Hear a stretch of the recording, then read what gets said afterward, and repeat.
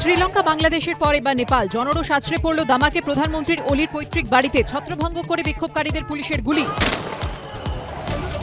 ছাত্র যুব বিদ্রোহে অশান্ত নেপাল, পিছু হটল নেপাল সরকার। সরকার সোশ্যাল মিডিয়ার ব্যবহার বন্ধ করার পক্ষে ছিল না, বিবৃতি নেপালের প্রধানমন্ত্রীর। থমথমে কাঠমান্ডুর একাধিক এলাকা, বন্ধ দোকান, কাল অবধি বন্ধ সমস্ত স্কুল। ভারত নেপাল সীমান্তে কড়া নিরাপত্তা, দুর্নীতি বেকারত্বের সঙ্গে সোশ্যাল মিডিয়া ব্যানের প্রতিবাদ। রাধাকৃষ্ণন নাকি সুদর্শন, ধনকারের পর কে উপরাষ্ট্রপতি? সকাল 10টা থেকে বিকেল 5টা পর্যন্ত উপরাষ্ট্রপতি নির্বাচনের ভোট গ্রহণ। 17তম উপরাষ্ট্রপতি নির্বাচনে মোট ভোটার 781। স্কুল, রেশন, কয়লা, গরুর পর এবার বালি পাচারের মামলায় সক্রিয় ইডি। কলকাতা থেকে ঝাড়গ্রাম 5 জেলার 23 জায়গায় কেন্দ্রীয় বাহিনী নিয়ে তল্লাশি।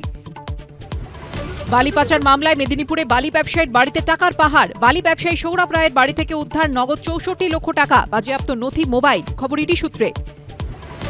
পুলিশের গুলির মুখেও রাস্তায় ছাত্র যুবরা, অশান্ত নেপাল। নেপালের গ্রাউন্ড জিরো থেকে এবিপি আনন্দর এক্সক্লুসিভ রিপোর্ট। ঘণ্টাখানেক সঙ্গে সুমন, রাত 8টা।